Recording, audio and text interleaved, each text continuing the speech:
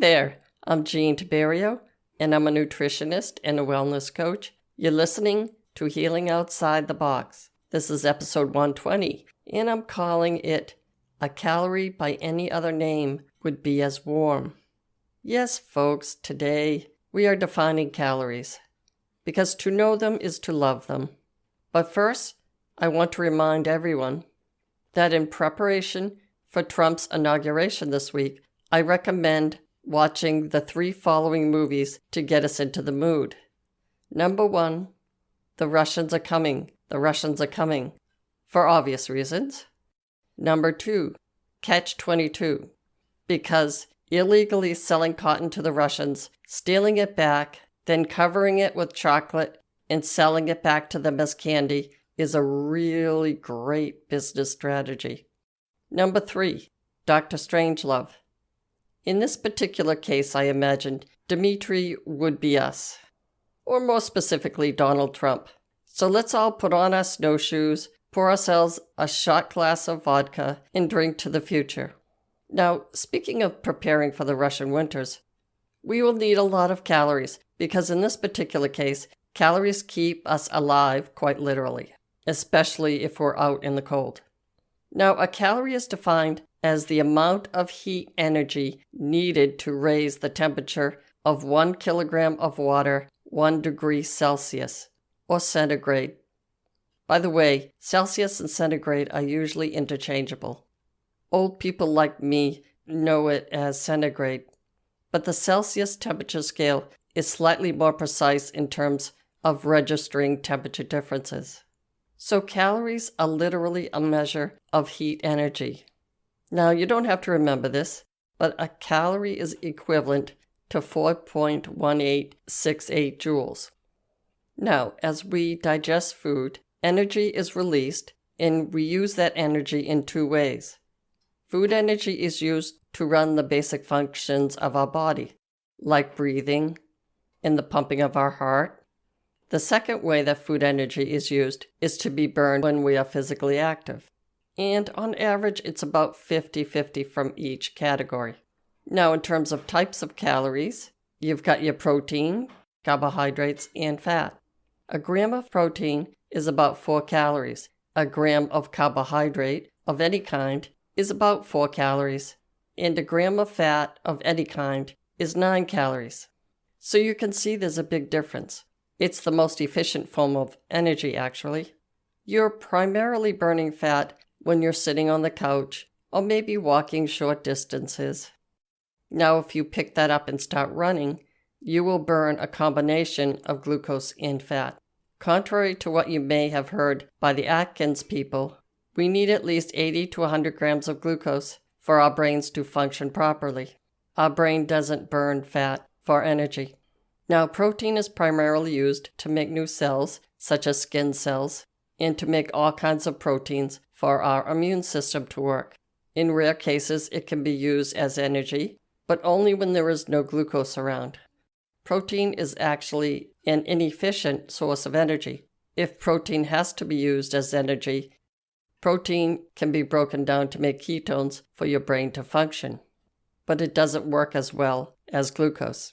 Now, you may have seen calories referred to as calorie with a small c and kilocalorie or calorie with a large c.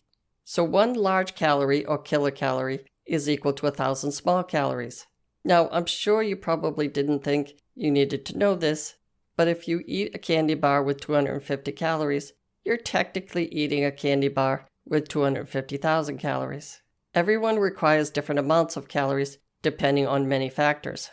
I remember when I was doing nutrition counseling for a husband and wife team, the wife mentioned that her husband can eat so much more than her and not gain any weight. My response was something like, "Why, yes, of course, he's a bigger animal."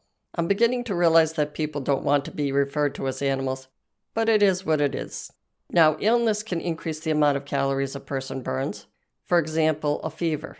You can burn an additional 7% over your total calorie intake for the day for each degree of body temperature above your normal resting body temperature.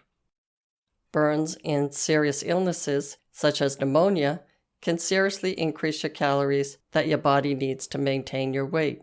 Also cancer, as most of us know. Another factor that increases calories that you burn is exposure to extremes in temperature. If you are cold enough to shiver, you're burning a lot more calories than you normally would. Now, your basal metabolic rate is the calories that you burn at rest. As we've mentioned, basically what it takes to run your body. This, to some extent, is controlled by your thyroid gland, and it will vary from person to person. Now, in addition to what is put out by your thyroid gland, a fidgety or nervous person will burn more calories than a calm, relaxed person. All of this is to say that there are many ways people vary in the amount of calories they burn. Now let's talk about exercise and the nutritional value of your calories, since we can control and improve upon these two things. First, let's talk about exercise.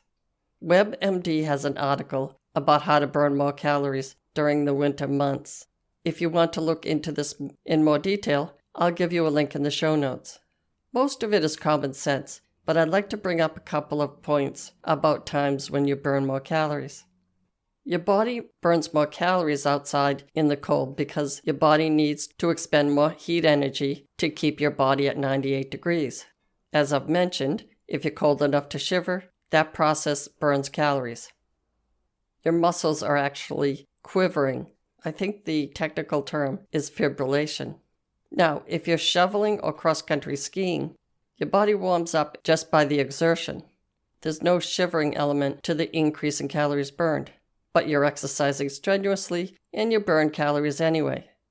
And you'll continue to burn calories at a faster rate for about 2 or 3 hours after you come indoors. That's the common sense part. If you're cross-country skiing, you burn so many calories as heat energy that you eventually begin to sweat. Now, if you're an outdoor exerciser and it's cold out, you can always do a shorter session. Just make sure you don't stop for long periods of time, because if you've already started sweating and you're standing still, it takes more wear and tear on your body to warm itself up again. Or if you prefer, you can just move your workout indoors. You don't necessarily need to buy a treadmill. You could get one of those foot pedal exercisers that you can use while you're sitting on your couch. That way you can keep your legs moving while you're binge watching Netflix. Of course, you can always use one of those programs that you exercise with if you've got a Wii gadget attached to your TV. There's also some cable exercise programs. I'm sure most of you know this. Or you could just swing your legs around while you're binge watching your Netflix. There are activity trackers that are popular now. I bet many of you have one. Those are good, I think, because you can compete against yourself. You can give yourself a number of steps to meet or exceed the following day. Now let's talk about types of calories. Now, in terms of these types of foods, there are differences in terms of the ability of those calories to make you put on weight. Again, foods with a lot of fat are called calorically dense. Foods that are sugary with little nutritional value are generally referred to as empty calories. Sugar that enters your body can become glycogen, a storage form of sugar, and excess sugar, especially eaten during the winter, can be stored as fat. The only way to beat the odds if you're eating these types of calories is to add fiber when you're eating them. In other words, if you're making a dish for a party, perhaps you could go with a bean dip or a spinach dip or hummus with pita chips. If you're at home, a good snack might be peanut butter and crackers. These snacks have protein, which will keep you full longer and help to stabilize your blood sugar. Again, this may seem obvious, but drink plenty of water with your snack or meal. And perhaps the most important factor in all of this is portion size. People have told me that they lost weight by eating the same foods, only cutting their portion size in half. Now, in conclusion, I know this was a bit sciencey today, but I hope some of this was helpful. If you have any questions, feel free to ask them on my contact page, which is on my website. I'll give you a link in the show notes. I'd love to hear from you, and I welcome suggestions as well. That's all I have for you today. Be well and stay tuned next week for another episode of Healing Outside the Box.